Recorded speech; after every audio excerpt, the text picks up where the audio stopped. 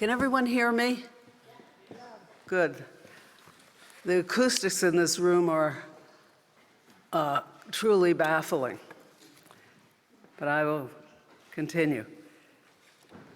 Madam President, fellow laureates, ladies and gentlemen, the gratitude I feel in accepting this extraordinary honor is for its reinforcement of a trajectory that has been somewhat eccentric for reasons I will try to evoke. My ambition as a writer on art coincides with my friendship with Professor Leo Steinberg, which my friendship began in 1970.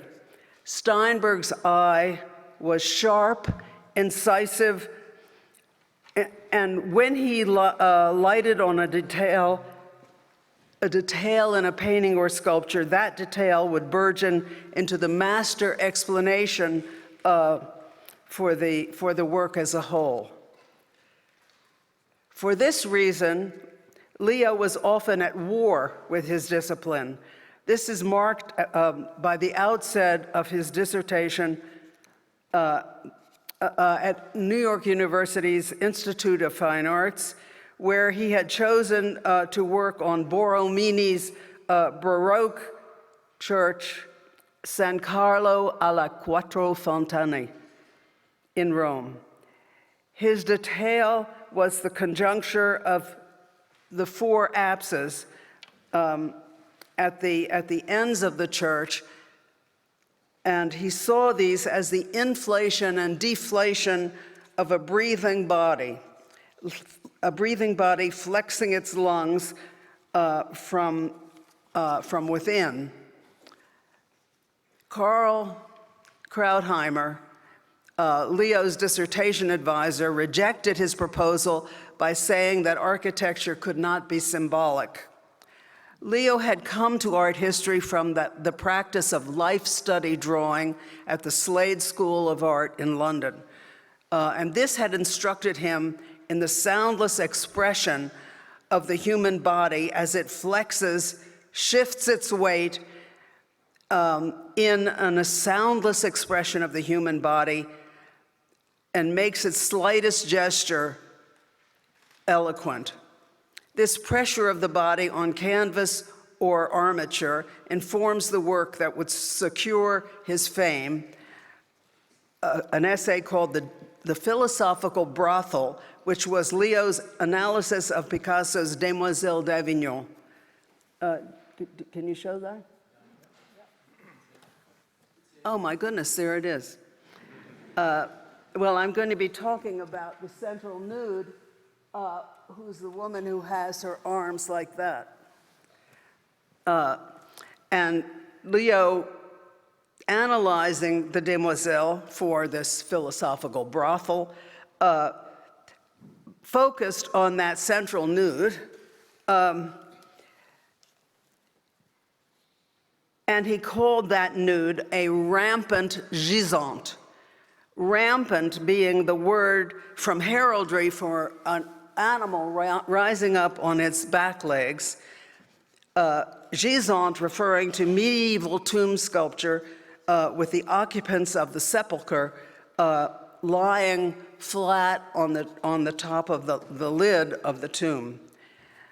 Leo saw this gesture of rearing up and lying down as determinative for the whole of Picasso's painting, causing it to rock back and forth.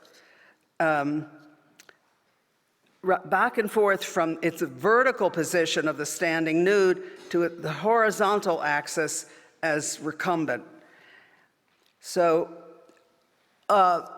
in a sense, we could say Steinberg's focus happened to be kind of creating, like rampant gisant, creating these sort of what we call theoretical objects. A theoretical object of this rocking motion to understand the ordinarily flat sort of confrontation of a flat surface against the penetration or countering the penetration of the viewer's eyes and instead rocking back and forth and shifting in front of those eyes. So that I would call a theoretical object. Another theoretical object that Steinberg created was something he called the flatbed picture plane.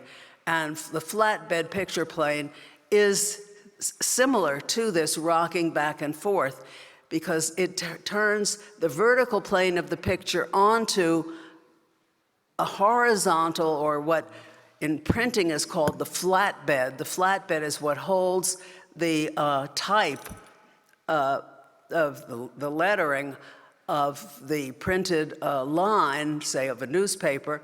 The flatbed is horizontal. And the example of the flatbed picture plane would be Robert Rauschenberg's extraordinary work called Monogram, which is of a stuffed Mongolian goat sort of grazing on the flat surface of a painting.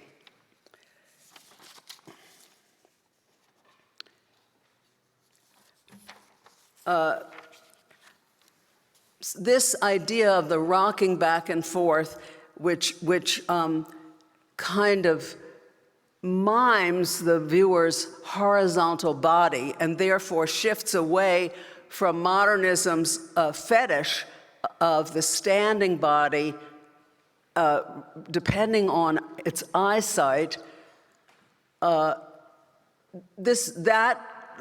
Steinberg's theoretical object repulses the whole kind of point of view of modernism.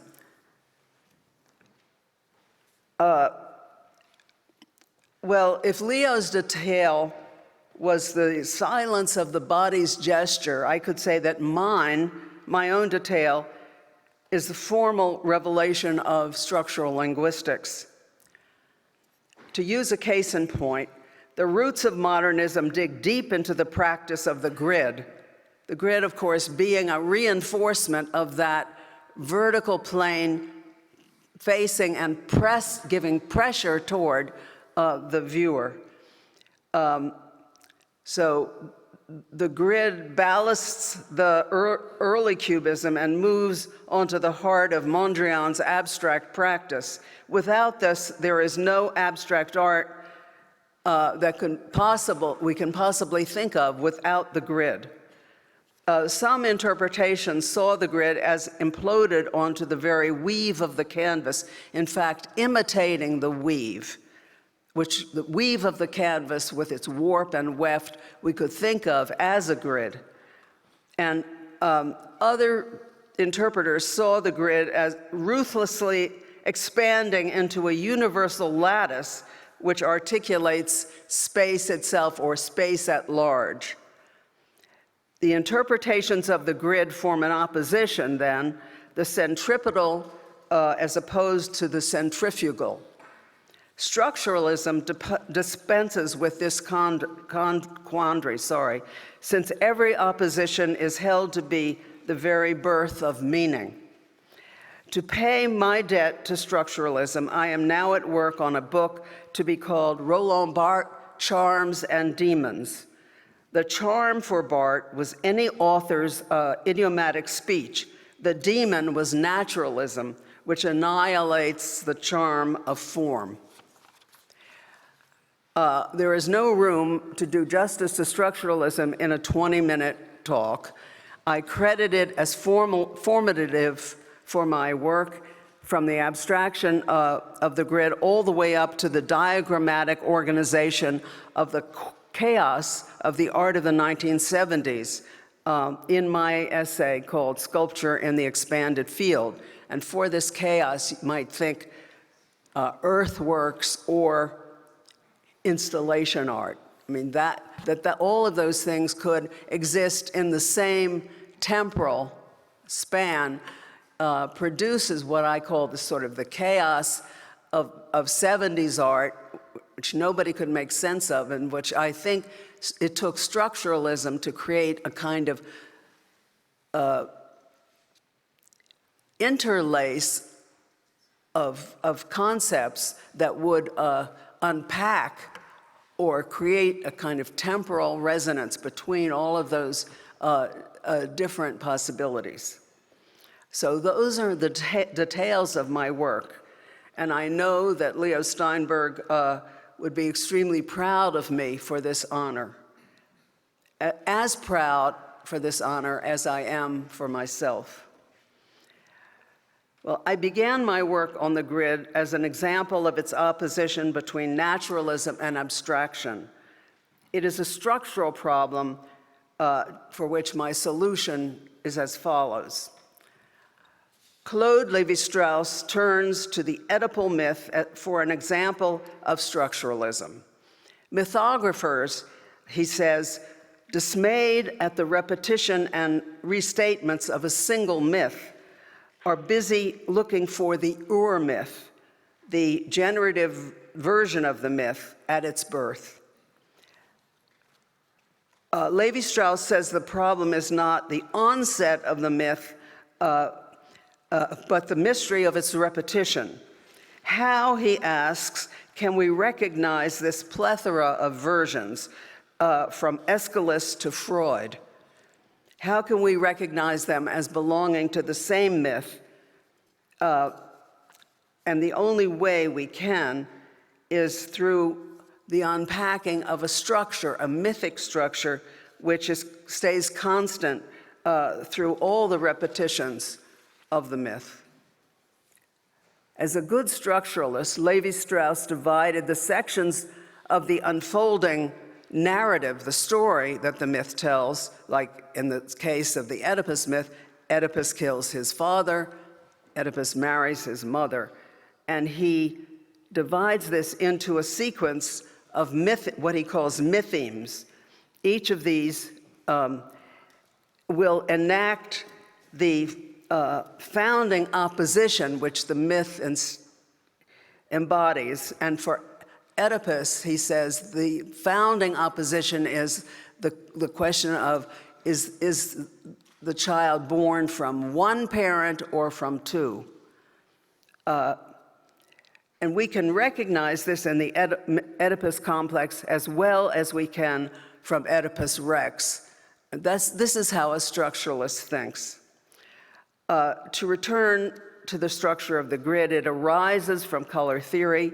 The Impressionists attempted to wrest tonality from natural events, the fog, the cloud, sunlight on water. This would be challenged by the post-Impressionists who dismissed tonality for a confrontation of complementary color that would produce, they thought, the very effect of light itself, making its practice abstract.